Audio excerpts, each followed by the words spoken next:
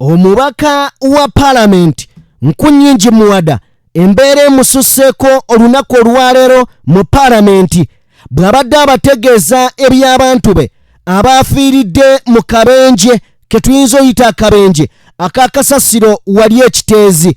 Nkunyingi Muwada akiikirira abantu ba Kyaddondo East mu Parliament y'eggwanga olunaku olwaleero kimususseeko amaziga ne gakulukuta ayogedde embeera. They chased us away, and I've been telling them and the minister that allow these locals to point at their houses. Maybe when you dig there, you can save some remaining lives. It has not happened. Honorable Speaker and colleagues, these are also human. What we had is a purported condolence message from Mr. Museveni, alleging that these are encroachers on their encroachers near the landfill. These are lawful owners with land titles. Majority are owners of Milo and some Bibanja owners. It is very saddening to find your people being branded encroachers after being killed by the state who was in charge. Embeera ebadde ya munkenke mu Parliament. Nkunyingi Muwada tugenda kubeera nga tumweyongeza mu bigambo ebisembayo. Mwami Museveni mu byonna ebigenda maaso ebigambo bya Nkunyingi Muwada obiwulidde bulungi. Ategeezezza mu Parliament nti abantu abaafudde state ebalinamu omukono wabula Mwami Museveni bino byo tabiwulira. But I don't mind because many of my relatives are in Tanzania. So do you wake up sometimes and feel, you know what, this is too much for me. This is too much. You don't feel appreciated enough. it doesn't matter because I'm not working for. I'm working for myself. I'm not working for other people. I'm working for my grandchildren, for my children. Mwami Museveni bwatyo bwagenda maaso n'okubeera ng'ategeeza eggwanga nti ye bakolerera balala nnyo. Mu ngeri ya Mwami Museveni ku bubaka bwe yasindise yategeezezza nti IGG agende akole okunoonyereza. Omukulu amanyiddwa nga Ssemujju Nganda abuuza IGG agende anoonyereza eki. Kati nawe mbwa IGG anoonye, kati IGG anoonyereza ki? Kasasiro okuyiyika bantu kufa. Ebintu mbikutabula. Nze nga wemberedde nga ndi MP wa Kyaddondo East 2011-2016. Ne mu office nkyalinamu ebiwandiiko bya World Bank ngega mugalewo wano. Abantu abakolamu obulwadde, abalinaanyeewo obulwadde. Binasembayo okukyalayo nga nkyali MP. Ebinyonyi ebyomulaba Karooli buli mbwa efiiridde mu Kampala bagitwala Kiteezi. Abantu nga ne domestic animals enkoko zaabwe zifudde, embuzi zifudde, nga bagabane abafu bawo basunsula kasasiro ne musangamu okugulu kw'omuntu. So abantu abalinaanyeewo tababeera abakolamu they need protection. Omuntu ne babeera nga ali mu mbeera mbi n'omusanga batakyalangako mu Kiteezi, abakyala nga batudde ne bayiwawoole ne bagiteekamu n'engalo banoonyaamu mu ccupa basobole okuweerera abaana. Singa Museveni teyeebase yali wadde abimanyi kuba naye kasasiro oba wagamba nti alagawo naye era omufumi.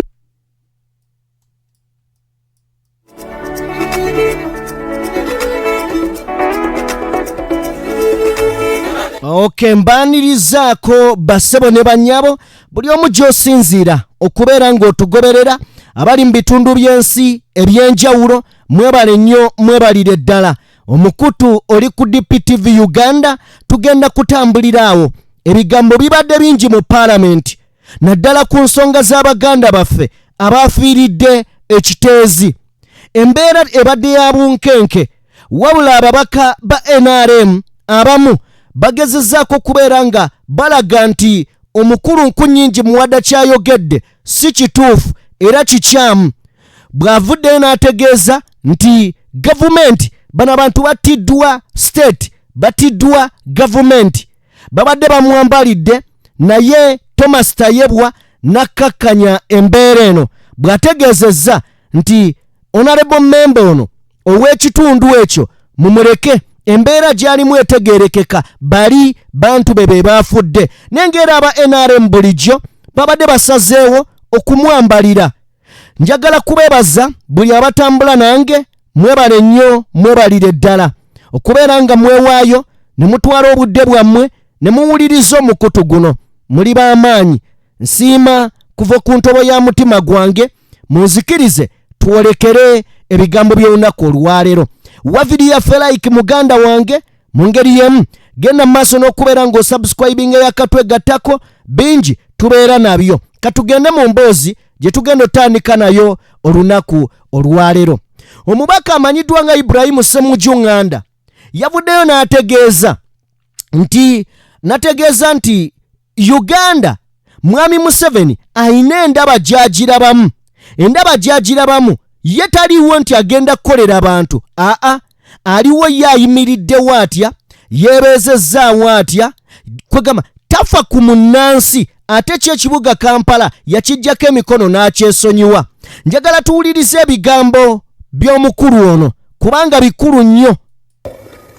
Kati naye mbwa ejijja kati ejijja anoonyereza ki? Kasasiro okuyiika bantu kufa. Ebintu embi kutabula. Nze nga wembeeredde nga ndi MP wa Kyaddondo East 2011-2016 ne mu office nkyayinamu ebiwandiiko bya World Bank ngega mugalewo wano. Abantu abakolamu obulwadde, abalinaanyeewo obulwadde. Dunasembayo okukyalayo nga nkyali MP. Ebinyonyi ebyo mulaba kalooli buli mbwa efiridde mu Kampala bagitwala Kiteezi. Abantu nga ne domestic animals enkoko zaabwe zifudde, embuzi zifudde, nga bagabane abafu bawo basunsula Kasasiro ne musangamu okugulu kw'omuntu. So abantu abalinaanyeewo kababeera abakolamu they need protection. Omuntu ne babeera nga ali mu mbeera mbi n'omusanga batakyalangako mu Kiteezi, abakyala nga batudde ne bayiwa loole ne bagiteekamu n'engalo banoonyamu bucupa basobole okuweerera abaana. Singa Museveni teyeebase yali wadde abimanyi kuba naye Kasasiro we bagamba nti alagawa naye omufumi we bamutwala Kiteezi. Kasira abantu bonna famire zaabwe abafiiridde ekiteezi. Kasasiro we yabulunguse n'aziika amayumba mangi. Bwe bazibidde olunaku lw'Ogwokusande ng'abantu abasukka 20 bamaze okufa, naye ate abalala bangi basuubirwa okuba nga bakyali wansi wa Kasasiro yabise amaka gaabwe. Nga bulijjo Mwami Museveni mu 2010 yayise etteeka n'agamba nti kati ekifuga nze nkifuga direct, n'akirondera ne minisita ne executive director, ate yeefudde nga ye atalina buvunaanyizibwa ku kibuga.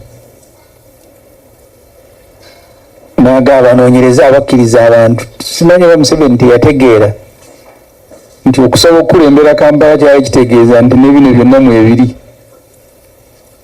kubanga Kampala era yali mu Uganda nga Museveni yagikulembera.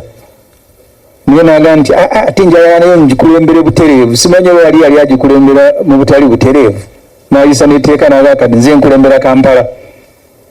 Ate bwe yaguddemu ebizibu n'agamba nti munoonye abaaviiriddeko okufa abantu.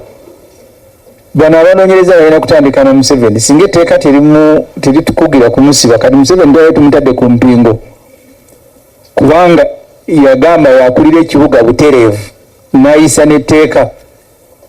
Kaakati bwe kyaguddemu ebizibu ate naye anoonya bakulira kibuga.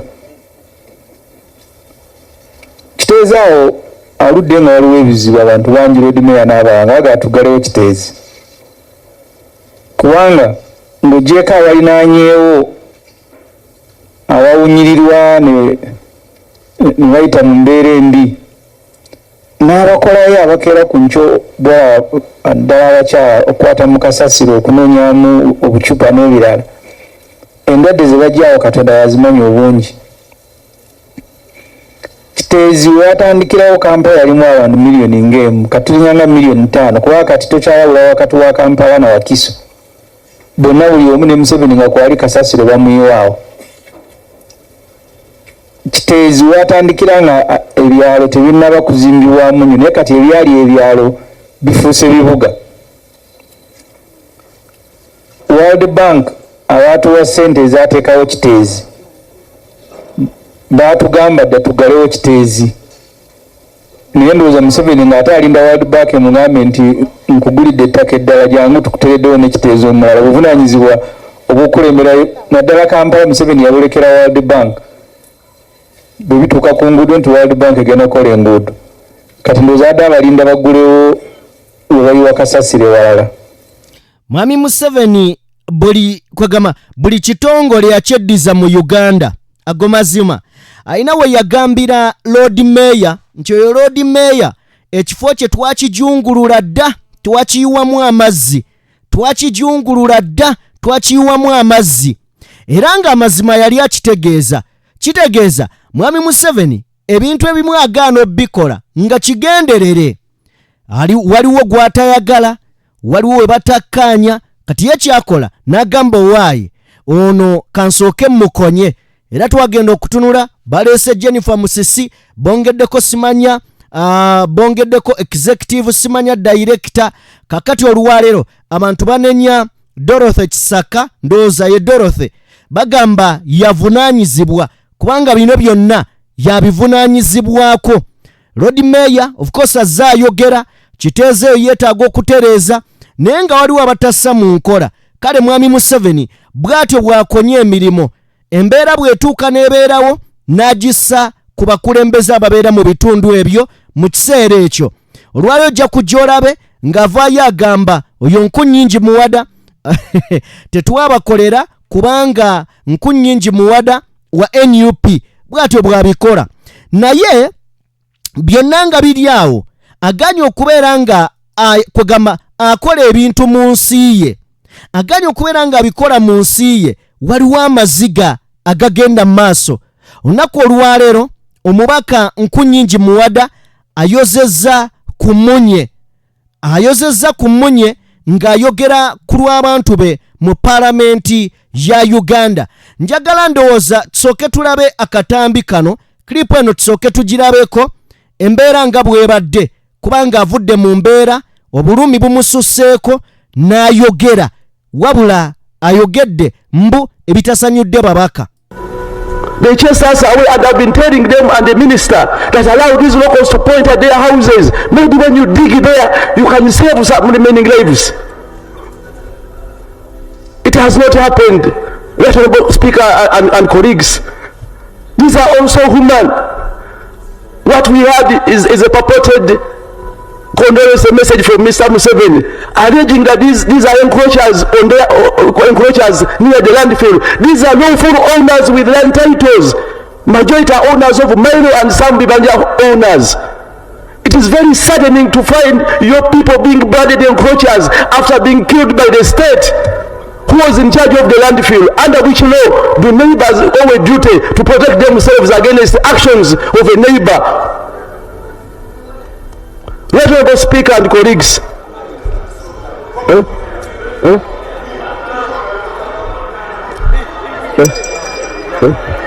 awo ababaka ba paalamenti we bagenze mu maaso n'okubeera nga bamulumbira, bw'ayogedde kiri kye nagambye mabega nti abantu bano batiddwa state.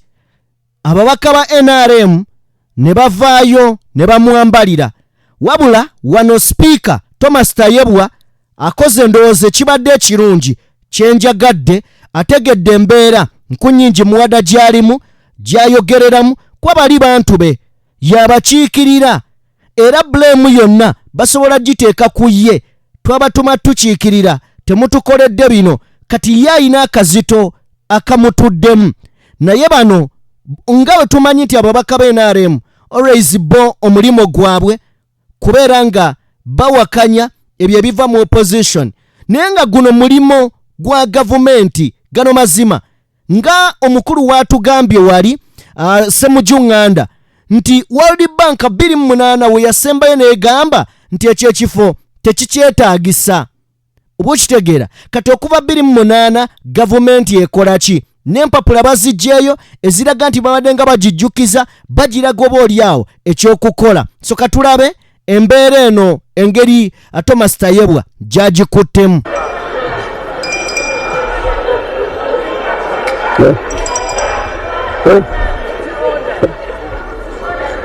Order, honorable colleagues. Let the area member of parliament. I know emotions can run high on some of these situations, but let's listen. Honorable, you can try to conclude. Honorable Speaker and colleagues. Okay, bwekityo bwe kibadde ne byonna bigenda maaso. Mwami Museveni nga ye kwegamba afuga eggwanga lino bwe bamubuuza ku bintu ebimu kwegamba tetumanyi ye abirowoozaako ki, eggwanga lino alituwala nga ki, aliraba nga ki, kyewuunyisa naye ali mu kwewaana ng'e Kenya bwe wali barelatiivu be azimbyeyo amasomero, e Rwanda azimbyeyo amasomero, e Kongo akozeeyo amakubo, agamba nti talina muntu gw'akolera, akolera baana be, bazzukulu be n'abalinga abo. Bigambo bya mwami Museveni mu ngeri yemu. Omukulu amanyiddwa nga Haji ani bamuyitaani erinnya ndyerabidde, agamba nti bino si bye twalwanira. Alhaji Nadduli agamba bino si bye twalwanira, bye twalwanira omukulu yabivaako dda, naffe abaalwana abaafiirwa abantu abangi yatwerabira. But I don't mind because many of my relatives are in Tanzania. So Do you wake up sometimes and feel, you know what, this is too much for me. This is too much. You don't feel appreciated enough. it doesn't matter because I'm not working for. I'm working for myself. I'm not working for other people. I'm working for my grandchildren, for my children. Aji kino kinyiza abantu nti ng'ebyenjigiriza bigwana ate Museveni mukama w'amasomero agazimba Tanzania gyali gyagazimbi yali lonkinzi si Tanzania yokka ne Rwanda gyeriri ffe tulwadde tetulabula nali kimwakimanya bumanyi aji kitwewuunyisa liri Tanzania oyongeddeko Rwanda tuwulira nguudo Congo ebinnya bitukuba e Kampala okutumalawo obumazi kibuga kiringa kya bigudo bya mbizi ezo zirine ku nsimbi ze baligenda okunonayo mazima tuyinza kuzimba ssomero ly'abatiribona ngeri ng'abantu beeruweeru beeryankuta babuuka musulo mu kkubo nga ngabi bali abasajja tebaayina matwale kankati banoonya maki balinaaba amatwale ge baateekawo bano nabo olw'okuba omwoyo gw'eggwanga tebagulina ye yeewola gafula ebyewolebwa byewali badde olaba mu ggwanga tulaba bizimbe bya high creepers by'abantu ebibaddewo gavumenti yekweyaliyongedde n'ebirongoosa banka yazikuba ebigo ne bazeeguza mpulira buli kamu kuolaba era alidda mu bigere bya Museveni agenda kusanga obuzibu ebikolwa ebyo bizza eggwanga emabega kubanga abantu bwe basula ku bulindaala nze gwe banaatwala kundi gwe banaatwala emmotoka bwewuga nti waliwaza ebyoga nti beebo kale obulamu ng'obwo sirimu abaana okujjawo ebyo ebyo naye bikomyewo bukomi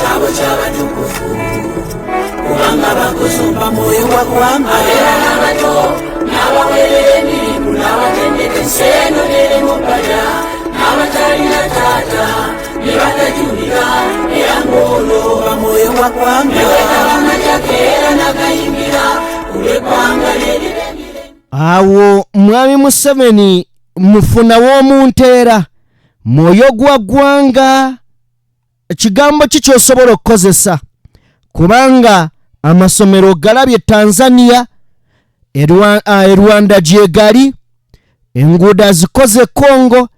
Uganda agamba tebimukwatako, tayagala na kumanya.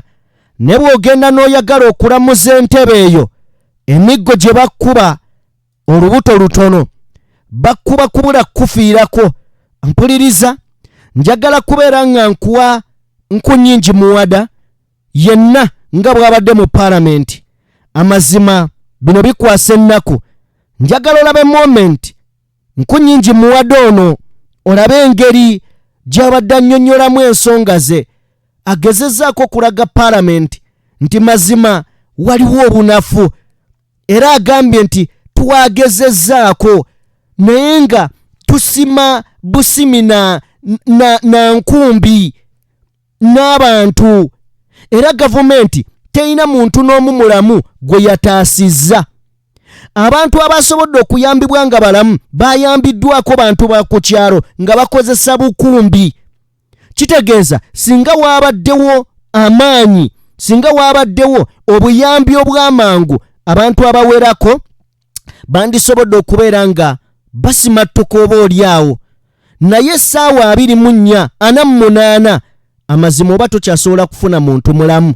Leero n'olunaku olwaleero ntunudde ng'ebimotoka biriwo 16 ku 17, 16 ku 17, kwegamba banoonyeza emirambo oba beetaaza emirambo okusinga abalamu. Twolekedde emboozi eno wabula mbeebaza buli omu gy'osinzira okubeera ng'otugoberera. Webale nnyo, webalire ddala. Kulekedde emboozi eno. The landfill that found the people, not the people settling near the landfill. Right, Honorable Speaker and colleagues, it is saddening, just as we joined the Parliament,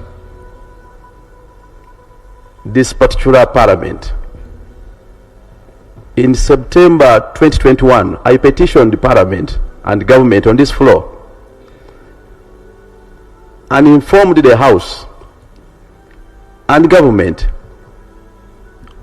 of the worsening state and condition of the landfill. Actually, a few days after, I went to the landfill with the State Minister for Kampala and the Deputy Executive Director for Kampala. Water flooding from the landfill had taken away people's houses. Part of our demands was for KCCA to station standby engineers on site so that they could avert the flooding, maintain the landfill, and regularly caution or alert the neighbors in the event of any risk.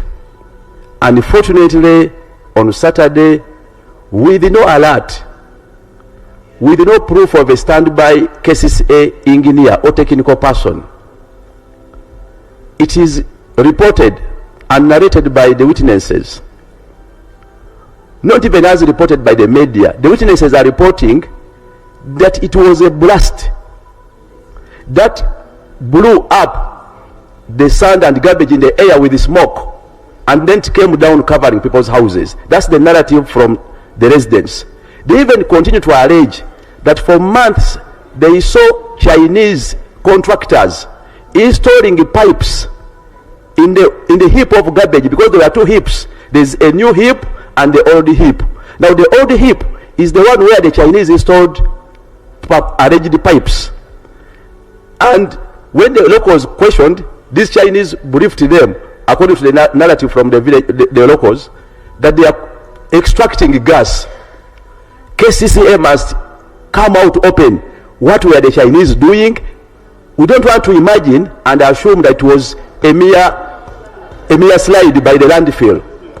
There are more likelihood that it was either an accident or an intentional mistake or negligence by either the Chinese or even KCCA. And even if it was the contractors, it was in full knowledge of KCCA. No one has mentioned that, not even in the Prime Minister's statement. Equally, when this tragedy happened, Right Honorable Speaker and colleagues, I beg for your indulgence because I'm the area MP, and I'm sorry for taking long, much as all of you have issues to add. Colleagues, when this tragedy befell, it is the locals who did the first and initial rescue, using hands, hose, and pangas. We provided them with equally gloves. And every person reported to have been retrieved alive was actually retrieved by the locals, not government, not KCCA, not even police. When police came, they came with hundreds of servicemen, some in uniform, some ununiformed. By the time I arrived, I was there with the minister for disaster. The police themselves and some of their servicemen in plain clothes tried even to stop me from accessing. Of course, they had prior knowledge that for us, we wanted to find out what were the Chinese doing. We wanted to dig out and identify the positions that had been reported by the locals. As we speak now, Honorable Speaker and colleagues, part of the complaint we are having on ground, true, there are so many agencies on ground, and true, we have held meetings both with the minister, the prime minister, and so many other agencies. But one of the concerns that has remained a constant is that the rescue operations are only done during the day. From Saturday, it is even saddening that people had to die. They were buried beyond the garbage. KCCA and this government could not proceed with the rescue efforts overnight. I was there at midnight. People were still crying under the garbage. Because in the first rescue efforts, people were following up, those who were knocking up and they were digging those particular spots. The police and the militants chased us away. They chased us away, and I've been telling them and the minister that allow these locals to point at their houses. Maybe when you dig there, you can save some remaining lives. It has not happened. Honorable Speaker and colleagues, these are also human. What we had is a purported condolence message from Mr. Museveni, alleging that these are encroachers encroachers near the landfill. These are lawful owners with land titles. Majority are owners of Milo and some Bibanja owners. It is very saddening to find your people being branded encroachers after being killed by the state. Who was in charge of the landfill? Under which law do neighbors owe a duty to protect themselves against the actions of a neighbor? Honorable Speaker and colleagues,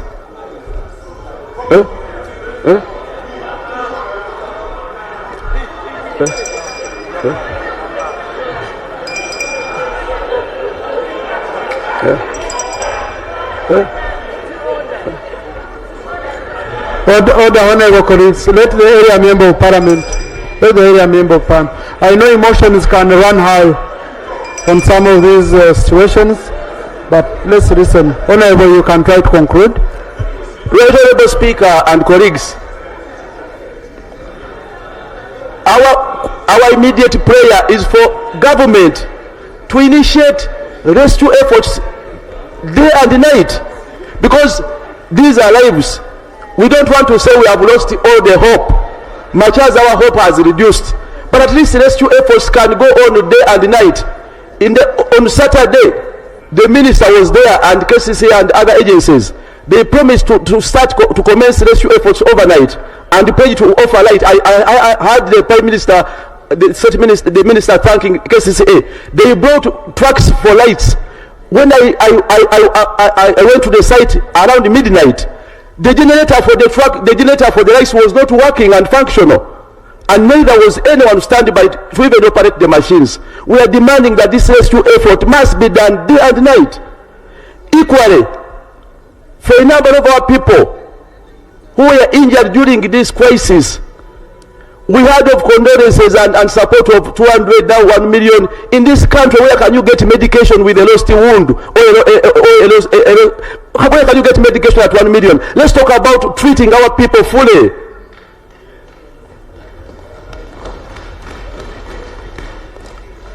Equally, when it comes to resettlement, it is true. There are some few houses which are closer to the landfill, and indeed they are at risk. But we are saying as we discussed the question of resettling them in a tent, our people who had their own houses and land won't be resettled in the tents for the rest of their lives. We want a comprehensive approach that would talk about how do you compensate these people, where are they going. They cannot be taken to stay in the tents forever. These are people, some with families. When it comes to equally those in the tents, the tragedy befell on Saturday.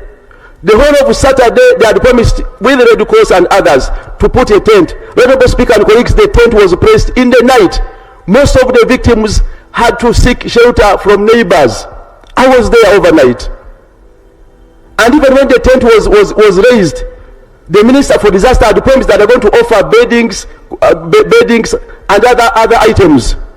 They were only delivered yesterday, some of them. Just yesterday, and it befell on Saturday. Where is the preparedness of government? Because these are lives, and that's why the minister is mentioning a small number, because people don't see hope in going in that would be tent. They don't see any hope, because by Saturday, even when they raised the tents, there was nothing inside the tent. Even the toilet came 7 hours later, the portable toilet. And these are lives you are putting in a tent. Where is the preparedness and the urgency in rescuing and supporting these people? Honorable Speaker and colleagues, as I conclude, when it comes to the rescue efforts, part of the concerns of the locals is the security organs brought in their own people in plain clothes who they are working with. Those same people working with security blocked the rightful residents, including myself as the area MP initially, until it had to be the intervention of the minister and the IGP. And we are telling them we are the people who know. Indeed, the Prime Minister was embarrassed on the ground when she inquired from one of the people working with the police, and that person could not identify the relative he's looking for. There is a possibility that there are some people who are pressed to own bodies not belonging to themselves and want to understand what is being done at the mortuary to ensure that the bodies are handed to rightful relatives.